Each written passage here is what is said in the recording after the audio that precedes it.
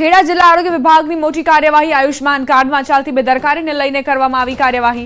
મહેમદાવાદમાં આવેલી વેદ multi speciality હોસ્પિટલને PMJAY યોજનામાંથી રદ કરવામાં આવી। આ હોસ્પિટલ પતરાના શેડ નીચે ચાલતી હતી।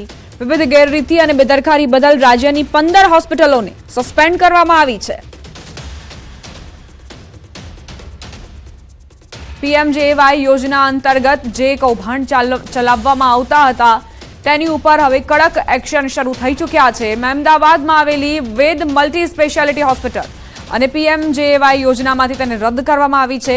આ હોસ્પિટલ પતરાના શેડ નીચે ચાલી રહી હતી। વિવિધ ગેરરીતિ અને બેદરકારી પણ દાખવવામાં આવી હતી, જે બદલ રાજ્યની 15 હોસ્પિટલોને સસ્પેન્ડ કરવામાં આવી છે। એક બાદ એક તમામ હોસ્પિટલો પર તવાઈ બોલાવવામાં આવશે, જે પીએમજેવાય યોજના હેઠળ ગેરરીતિ આચરતી હોય, જેને જરૂર ન હોય તેમની પણ સારવાર કરી દેતી હોય અને ત્યારબાદ પીએમજેવાય યોજનામાંથી પૈસા સરકારની તિજોરીમાંથી ખાલી કરતી હોય। અત્યારે ખેડાથી આ સમાચાર, જ્યાં વેદ મલ્ટી સ્પેશિયાલિટી હોસ્પિટલ સામે કાર્યવાહી કરાઈ છે। સંવાદદાતા ઉમંગ જોડાઈ ગયા છે વધુ જાણકારી સાથે। ઉમંગ, વેદ મલ્ટી સ્પેશિયાલિટી હોસ્પિટલ, તેની બેદરકારીઓ શું હતી કે તેની સામે કાર્યવાહી કરાઈ છે? બિલકુલ દીપા, અગાઉ એક મહિના અગાઉ મહેમદાવાદના ખાતર ચોકડી વિસ્તારમાં આવેલી વેદ મલ્ટી સ્પેશિયાલિટી હોસ્પિટલ છે। આ હોસ્પિટલ છે તે પતરાના શેડ નીચે ચાલતી હતી। હોસ્પિટલની અંદર જે આયુષ્માન કાર્ડમાં જે દર્દીઓને જે સુવિધાઓ પૂરી પાડે છે તે તમામ પ્રકારની કોઈ પણ સુવિધા પૂરી પાડવામાં ન આવતી હતી। આ તમામ બાબતને લઈને મીડિયામાં અહેવાલ પ્રસારિત થયા હતા। મીડિયામાં અહેવાલ પ્રસારિત થતા જિલ્લા આરોગ્યના અધિકારીઓ દ્વારા દોડી આવ્યા હતા અને અધિકારીઓ દોડ્યા બાદ તેની તપાસ થઈ હતી। આ સમગ્ર મામલે જિલ્લા આરોગ્ય વિભાગ દ્વારા આજે સૌથી મોટી કાર્યવાહી કરવામાં આવી છે। વેદ મલ્ટી સ્પેશિયાલિટી જે હોસ્પિટલ છે તેને આયુષ્માન કાર્ડ અંતર્ગત જે સેવા પણ તમામ સેવાઓ રદ કરી દેવામાં આવી છે। એટલે કે દર્દીઓના જે સરકારની તિજોરીના પૈસા ખાલી કરવાનું સૌથી મોટું જે કૌભાંડ ચાલતું હતું તેનો જિલ્લા આરોગ્ય દ્વારા તેને લાલ કરી તેની પર કાર્યવાહી કરવામાં આવી છે। ઉમંગ, કેટલા સમયથી આ મલ્ટી સ્પેશિયાલિટી હોસ્પિટલ ચાલી રહી હતી? અત્યાર સુધી કેમ કાર્યવાહી ન કરવામાં આવી? બિલકુલ, સવાલ અનેક ઉભા થાય છે કે પતરાના શેડની અંદર બનાવેલી હોસ્પિટલ હોય, જેની અંદર કોઈ પણ ફાયર સેફ્ટીની કોઈ વ્યવસ્થા ના હોય, તેમ છતાં તેને આયુષ્માન કાર્ડ અંતર્ગત તેને લાભ આપવામાં આવતો હતો।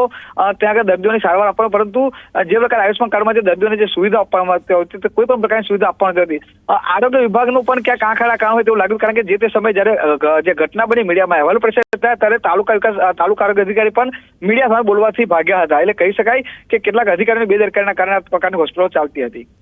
આભાર ઉમંગ, જાણકારી આપવા માટે।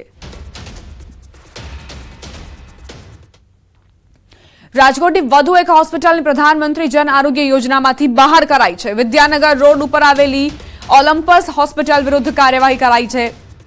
ખ્યાતિ હોસ્પિટલ કાંડ બાદ આરોગ્ય વિભાગ દ્વારા રાજકોટની અલગ અલગ હોસ્પિટલમાં પણ ચેકિંગ કરાયું હતું। ઓલિમ્પસ હોસ્પિટલમાં ક્લેમની રકમમાં છેડા કરાતા હોવાનું ખુલ્યું। જોકે હોસ્પિટલમાં ગેરરીતિને લઈને આરોગ્ય વિભાગ દ્વારા કરાઈ કાર્યવાહી। ઓલિમ્પસ હોસ્પિટલમાં અલગ અલગ રોગોની સારવાર કરવામાં આવે છે।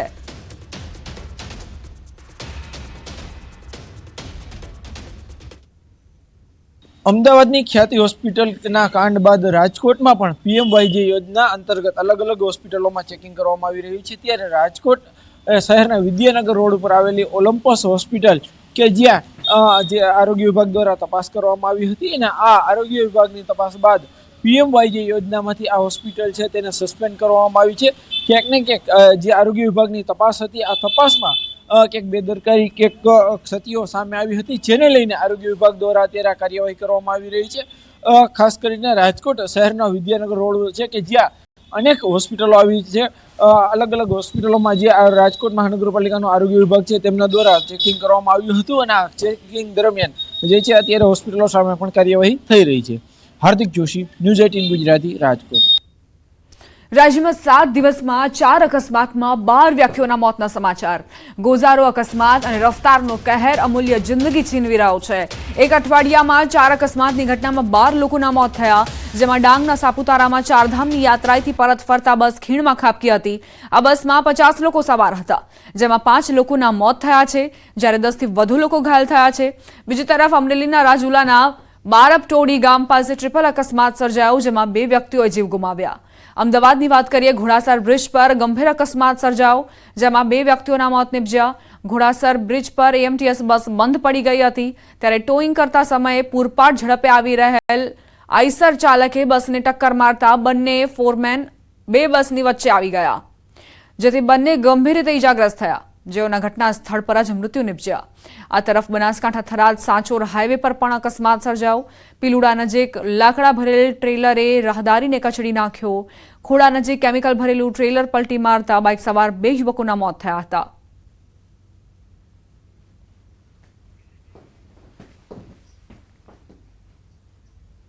હવે આગળ વાત આસ્થાના મહાકુંભની।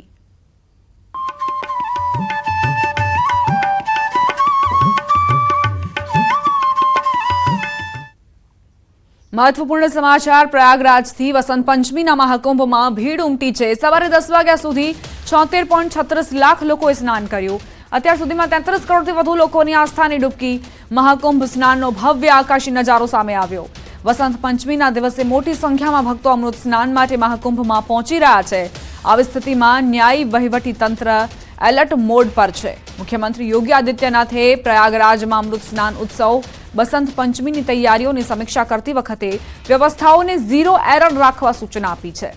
ઉપરાંત મુખ્ય સ્નાન ઉત્સવો પહેલા અને પછી કોઈપણ પ્રકારનો વીઆઈપી પ્રોટોકોલ લાગુ કરવામાં આવશે નહીં। તેમજ ટ્રાફિક વ્યવસ્થાને વધુ કાર્યક્ષમ રાખવા સૂચનાઓ આપવામાં આવી છે, જેથી ભક્તોને કોઈપણ પ્રકારની મુશ્કેલીનો સામનો ન કરવો પડે। અત્યાર સુધીમાં 34.33 કરોડ લોકો મહાકુંભમાં આસ્થાપૂર્વક ડૂબકી મારી ચૂક્યા છે। વળી લોકો હજુ પણ સતત આવતા જતા રહે છે।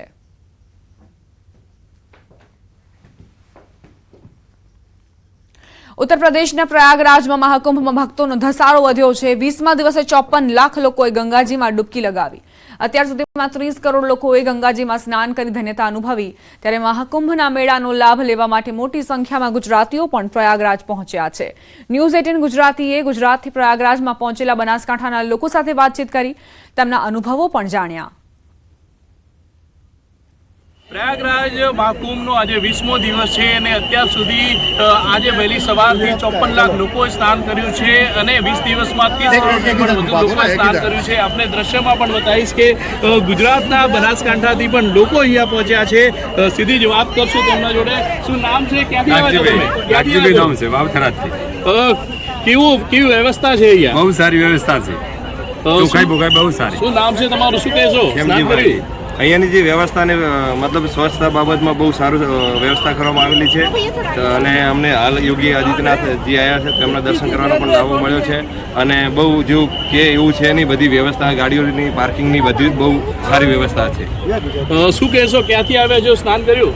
બસરામભાઈ ચૌધરી, વાવથરાદ જિલ્લામાંથી આવું છું અને અહીં અમે સંગમમાં ડૂબકી પણ સારી રીતે વ્યવસ્થિત એટલી બધી સારી વ્યવસ્થા છે ને કે કોઈ પબ્લિક હેરાન થાય એવી છે નહીં અને હાલ અમને યોગીજીના પણ દર્શન થયો અને ખૂબ માહોલ સારો છે અને મૂળ પબ્લિક જો ડિસિપ્લિનમાં રહે તો કોઈ પ્રોબ્લેમ ના થાય। બનાસકાંઠા જિલ્લાના લોકો પણ મોટી સંખ્યામાં અહીંયા પહોંચી રહ્યા છે। ગુજરાતીઓ પણ મહાકુંભમાં સ્નાન કરીને ધન્યતા અનુભવી રહ્યા છે। કિશોર કુમાર, ન્યૂઝ 18 ગુજરાતી, બનાસકાંઠા।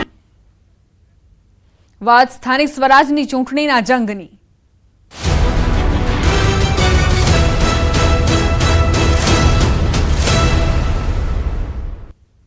ધોરાજીમાં ચૂંટણી પહેલા કોંગ્રેસને મોટો ઝટકો। ધોરાજી નગરપાલિકાની ચૂંટણીમાં કોંગ્રેસનો સાથ છોડી આપમાં જોડાયા કોંગ્રેસના સ્થાનિક આગેવાનો।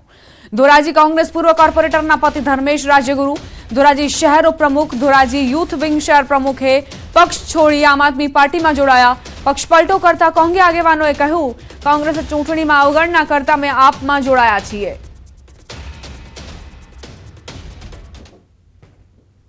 કોંગ્રેસ પાર્ટી દ્વારા પાયાના જે કાર્યકરો હતો એની અવગણના કરી, જેને લીધે આજે અમારે કોંગ્રેસ છોડીને આમ આદમી પાર્ટીમાં અમારે વિવિધ પ્રવેશ કર્યો છે। આમ આદમી પાર્ટીની સત્તા આવશે તો અમે ફિલ્ટર પ્લાન્ટ ચાલુ કરાવશું અને ધોરાજી જનતાને શુદ્ધ પાણી વિતરણ થાય એવા અમે પ્રયત્ન કરશું। જે 8-8 દિવસે પાણી આવે છે એની જગ્યાએ 3-3 દિવસે ધોરાજીની જનતાને પાણી મળે એવા અમે પ્રયત્ન કરશું।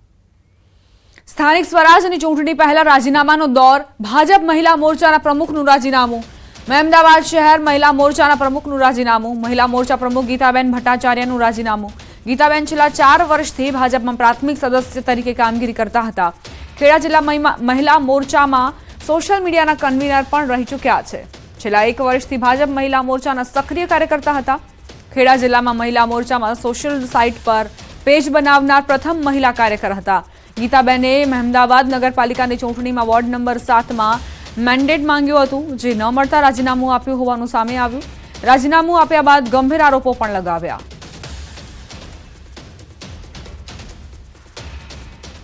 દ્વારકા નગરપાલિકામાં ભાજપ ચૂંટણી પહેલા જીતની રેસમાં 28 બેઠકો ધરાવતી દ્વારકા નગરપાલિકામાં 8 બેઠકો પર ભાજપ બિનહરીફ જાહેર. ભાજપે ચૂંટણી પહેલા ખેલ પાડી દીધો.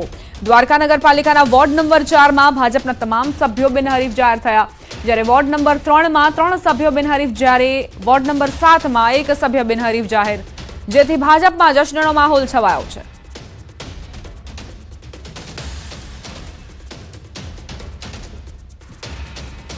કેન્દ્ર સરકારના વર્ષ 2025-26 સામાન્ય બજેટને federation of Gujarat weavers welfare એસોસિએશને આવકાર્યું.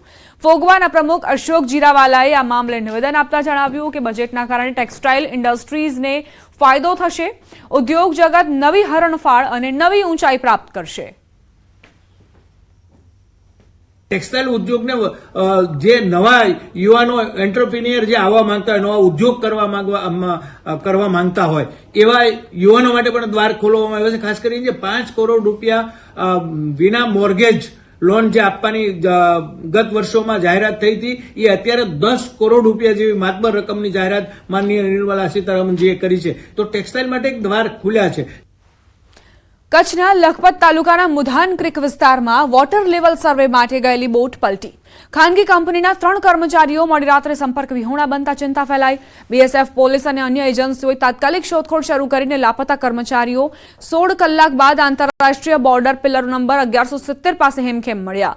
GHCL કંપનીના અધિકારીઓ અને સુરક્ષા એજન્સીઓએ રાહતનો શ્વાસ લીધો. બીએસએફ અને પોલીસની ઝડપી કાર્યવાહીથી અકસ્માત મોટા સંકટમાં બદલાતો અટક્યો.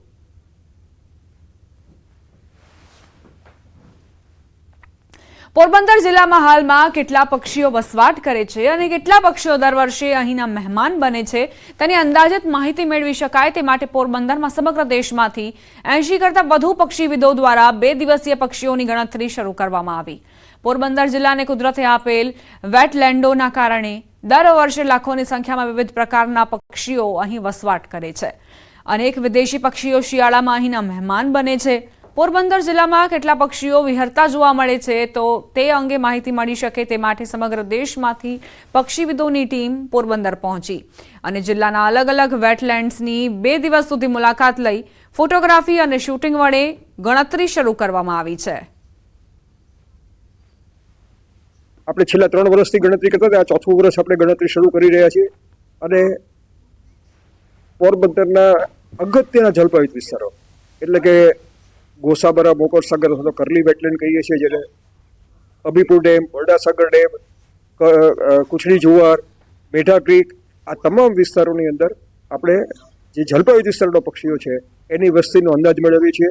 દર વર્ષે આપણે શિયાળામાં જાન્યુઆરીમાં અથવા તો ફેબ્રુઆરીમાં પક્ષી ગણતરી કરીએ છીએ અને 17 થી 19 જેટલા વેટલેન્ડ્સને કવર કરીએ છીએ. આ શું કામ કરીએ છીએ? કેમ કે આપણા વેટલેન્ડ્સ છે એ આંતરરાષ્ટ્રીય કક્ષાએ ઘણું મહત્વ ધરાવે છે અને આંતરરાષ્ટ્રીય કક્ષાએ એને રિકોગ્નાઇઝેશન મળે એના કેટલાક માપદંડ હોય છે. જેમ કે જો કોઈ જગ્યાએ કોઈ વેટલેન્ડમાં 20,000 पक्षियों की गणतरी થાય तो ये अंतर्राष्ट्रीय कक्षाएं महत्वનું गणाय છે. बहुत साल से बर्डिंग कर रही हूँ, यानी मेरे कॉलेज के डेज से मैं बर्डिंग कर रही हूँ. I am very passionate about bird and conservation of nature.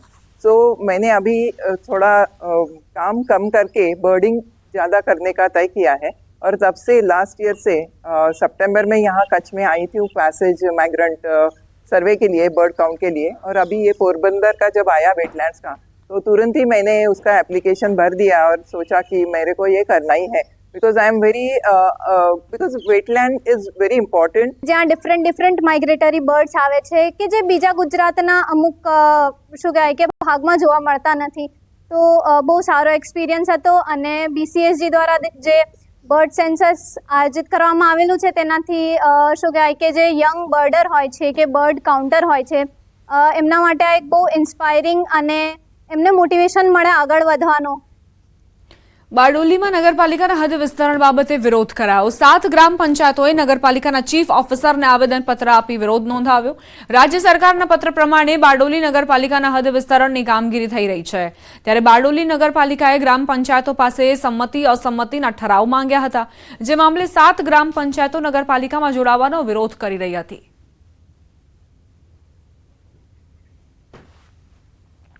Vadodara ખાતે 12મી મેરેથોનનું આયોજન કરવામાં આવ્યું, જેમાં 1.25 લાખ લોકોએ રજીસ્ટ્રેશન કરાવ્યું હતું. વહેલી સવારે લોકો મેરેથોનમાં પહોંચી ગયા હતા. 7 દેશોના દોડવીરોએ મેરેથોનમાં ભાગ લીધો. 42 કિલોમીટર, 21 કિલોમીટર, 15, 10 અને 5 કિલોમીટર દોડનું આયોજન કરાયું.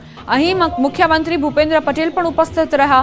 અહીં તેમણે સંબોધન કર્યું હતું, તેમણે જણાવ્યું કે દેશભરમાં પીએમ મોદીના નેતૃત્વમાં વિકાસની મેરેથોન ચાલી રહી છે, ત્યારે હેરિટેજ મેરેથોન બનાવી પીએમ મોદીના સપનાને સાકાર બનાવ્યું છે. શિયાળાની ઠંડી, રવિવારનો દિવસ છતાં આટલી મોટી સંખ્યામાં લોકો આવ્યા તે ખૂબ જ સારી બાબત કહી શકાય. આ વર્ષની મેરેથોનને હેરિટેજ મેરેથોન બનાવીને વડાપ્રધાનશ્રીનો આ કાર્ય મંત્ર સાકાર થયાનો છે. આ વર્ષે વડોદરા મેરેથોનના રૂટ શહેરી વિસ્તારમાંથી પસાર થવાનો છે. આનાથી દેશ વિદેશના દોડવીરો આ સાંસ્કૃતિક નગરી વડોદરાના ભવ્ય ઐતિહાસિક વારસા અને વિકાસના સાક્ષી બનશે. વડોદરા મેરેથોનની આ 12મી માઇલસ્ટોન આવૃત્તિમાં 1.20 લાખથી વધુ લોકોએ રજીસ્ટ્રેશન કરાવ્યું, એક મોટી સિદ્ધિ છે. ઉત્સાહ અને બહુ મોટા નંબર્સમાં સવારથી 4:30થી લઈને ફ્લેગ ઓફ થયા છે. Full marathon, half marathon, quarter marathon, 5 kilometres, timed runs, દિવ્યાંગ રન અને 5 કિલોમીટર સ્વચ્છતા રન, જે આપણા આદરણીય મુખ્યમંત્રી શ્રી ભૂપેન્દ્રભાઈના હસ્તે ફ્લેગ ઓફ થયા. જૂનાગઢમાં 17મી અખિલ ભારતીય ગિરનાર આરોહણ અવરોહણ સ્પર્ધાનું આયોજન કરાયું, જેમાં 570 સ્પર્ધકોએ ગિરનાર સર કરવા દોડ લગાવી. 20 રાજ્યોમાંથી સ્પર્ધકોએ ભાગ લીધો. પુરુષો માટે 5500 પગથિયાની સ્પર્ધા હતી, જ્યારે મહિલાઓ માટે 2200 પગથિયાની સ્પર્ધાનું આયોજન કરાયું. આમાં વિજેતા સ્પર્ધકોને ધનરાશિ, મેડલ તેમજ સર્ટિફિકેટ આપવામાં આવશે. જિલ્લા કલેક્ટર અનિલ રાણાવસિયાએ સ્પર્ધાનો પ્રારંભ કરાવ્યો.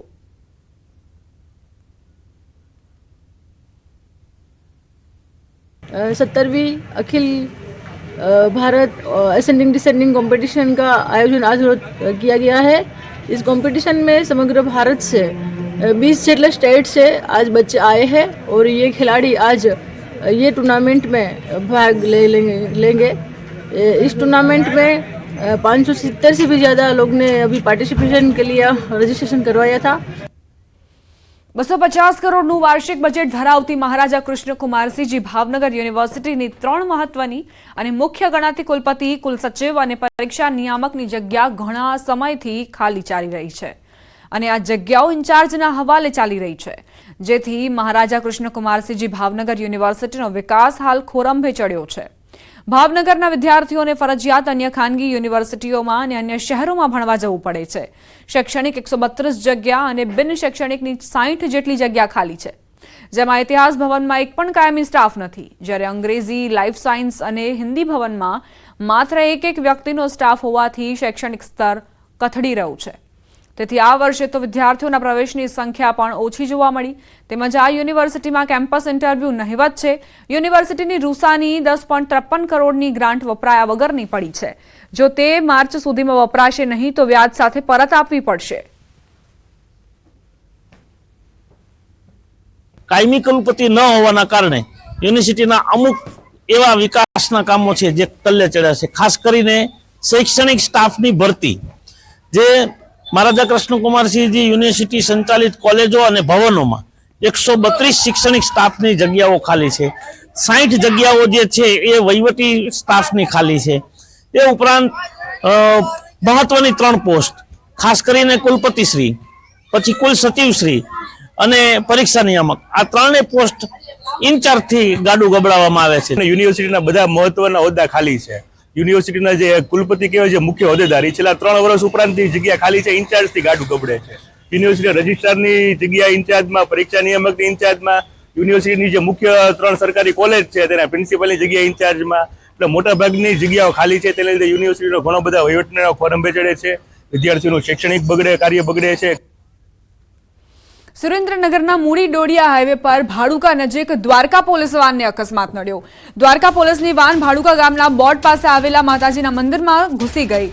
મોડી રાત્રિના સમયે મંદિરની દિવાલ તોડી પોલીસ વાન મંદિરમાં ઘૂસી જતા અકસ્માત સર્જાયો. પોલીસ વાનના ચાલકે સ્ટીયરિંગ પરનો કાબુ ગુમાવતા અકસ્માત સર્જાયો. પોલીસ વાનના ચાલકને સામાન્ય ઈજાઓ પહોંચી છે. મૂડી પોલીસ ટીમ તાત્કાલિક ઘટના સ્થળે પહોંચી વધુ તપાસ હાથ ધરી છે.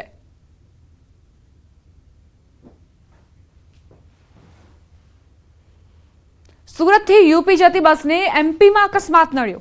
પેચી ગામમાં બસ પાછળ ટ્રક અથડાઈ. બસમાં સવાર તમામ યાત્રિકો સુરક્ષિત.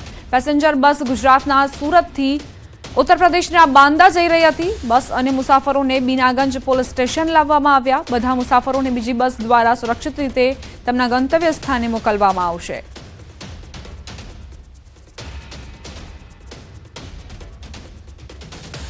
અમદાવાદના સરસપુર હરિભાઈ ગોધાણી દવાખાના પાસે અસામાજિક તત્વો બેફામ બન્યા છે. પટેલ પાન પાર્લર ખાતે અસામાજિક તત્વોએ હંગામો મચાવ્યો. હાથમાં ચાકુ અને લાકડા લઈને અસામાજિક તત્વો બેફામ બની દાદાગીરી કરતા નજરે પડ્યા. પાન પાર્લરના માલિકે ઉધાર ના આપતા હાથમાં ચાકુ લઈ દાદાગીરી કરતો યુવક નજરે પડ્યો. જોકે કેટલાક લોકોએ સમજાવવાનો પ્રયાસ કર્યો, પરંતુ યુવક ટસનો મસ ન થયો. અસામાજિક તત્વોનો વિડીયો વાયરલ થયો છે.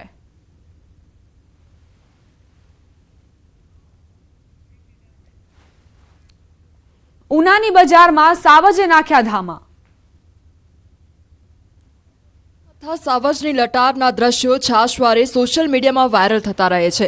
ત્યારે ઉનાના ગ્રામ્ય વિસ્તારમાં સિંહ આવી ચડ્યાનો એક વિડીયો સોશિયલ મીડિયામાં વાયરલ થઈ રહ્યો છે. રાતના સમયે શિકારની શોધમાં સાવજ રહેણાંક વિસ્તારમાં આવી ચડ્યો હતો.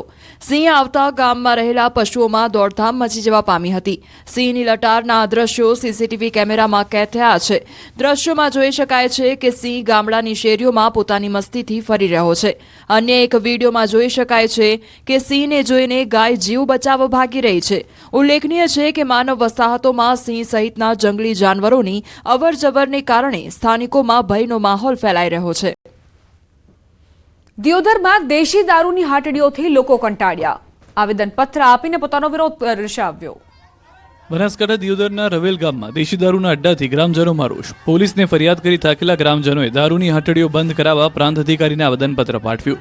પોલીસની કામગીરી સામે લોકોમાં આક્રોશ. ગામની મહિલાઓએ કહ્યું કે ફરિયાદ કરવા છતાં સ્થાનિક પોલીસ હપ્તાખોરી કરીને દારૂના અડ્ડા ચલાવવા દે છે.